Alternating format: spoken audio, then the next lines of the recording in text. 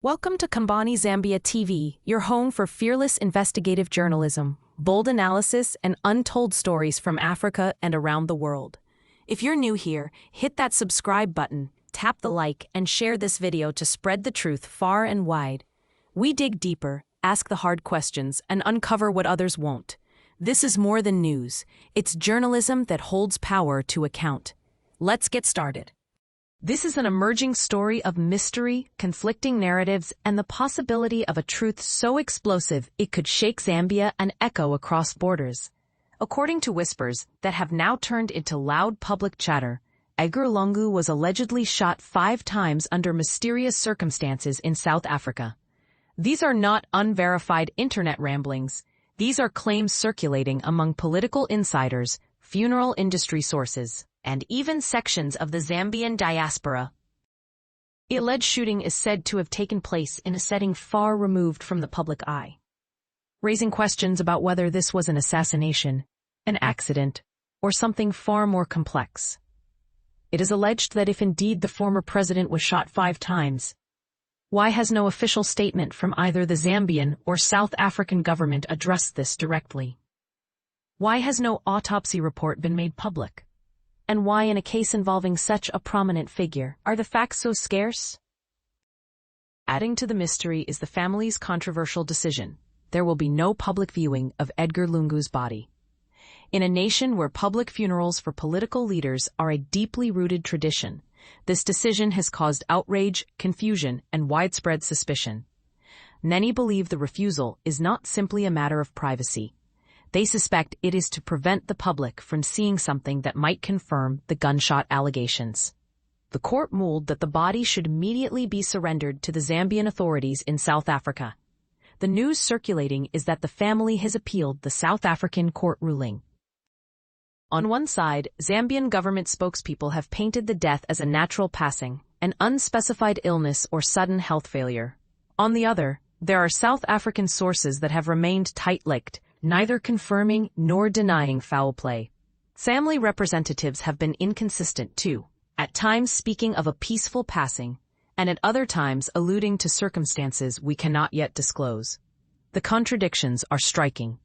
The vagueness is deliberate, and the public is left trapped in a maze of half-truths.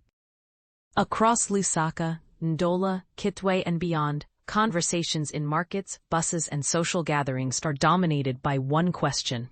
What really happened to Edgar Lungu?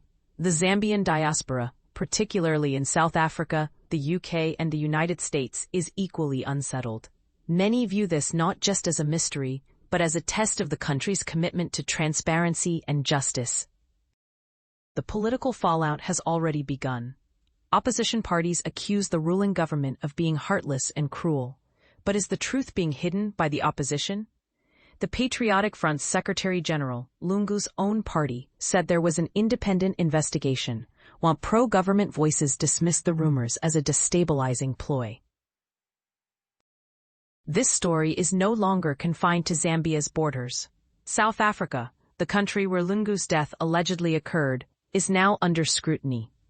Activist groups there are questioning why such a high-profile figure could die in their jurisdiction under unclear circumstances without any official forensic disclosures. Diplomatic whispers suggest there may be back-channel communications between Lusaka and Pretoria aimed at preventing a full-scale media storm. But secrecy in an era of digital leaks and viral hashtags is nearly impossible to maintain. Here is the emerging rumor. In a stunning turn of events, undercover reports are circulating that former Zambian President Edgar Lungu was allegedly shot 5 times by a South African drug lord of Indian descent following a botched $50 million drug transaction. The claims, which have sent shockwaves, suggest that Lungu was acting as a courier for prominent businessman Valden Findlay, who allegedly exploited Lungu's diplomatic passport and immunity to facilitate the deal. According to sources, the deal went south, leading to a violent confrontation that left Lungu critically injured. The reasons behind the Lungu family's reported refusal to allow a body viewing have fueled speculation, with some suggesting it may be an attempt to conceal evidence of the incident. The question is this linked to the drug baron currently arrested in Spain? He was en route, supposedly to meet Edgar Lungu in South Africa.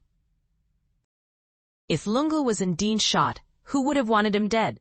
Was it a political rival, an old ally turned enemy, or perhaps someone outside the political sphere entirely? Was the alleged shooting a targeted hit tied to internal power struggles within Zambia? Or could it have been linked to international dealings and private business interests? And then there is the most haunting question of all. Was there a cover-up from the very moment the shots were fired? As of now, there is no released ballistic report, no medical examiner's public statement, and no photographic evidence of the body. What we do have are leaks, unofficial accounts, and the conspicuous silence of key institutions. In investigative journalism, absence of evidence, especially in a high-profile case, often speaks louder than the evidence itself. The longer the silence lasts, the more dangerous the situation becomes. A lack of clarity allows conspiracy theories to grow unchecked, making the truth, whatever it may be, harder to establish. In the court of public opinion, delayed truth is often seen as deliberate deception. This is more than a death. It is a mystery tangled in politics, diplomacy, and secrecy. 5 bullets, a closed casket, a divided nation, no body viewing, and the chilling possibility that somewhere someone knows exactly what happened, but has chosen to stay silent. If the truth is buried with him, what happens to justice? So what do you think? There is no smoke without a fire. Could this be true? Share your comments, like and subscribe, so you won't miss a thing as this new story unfolds.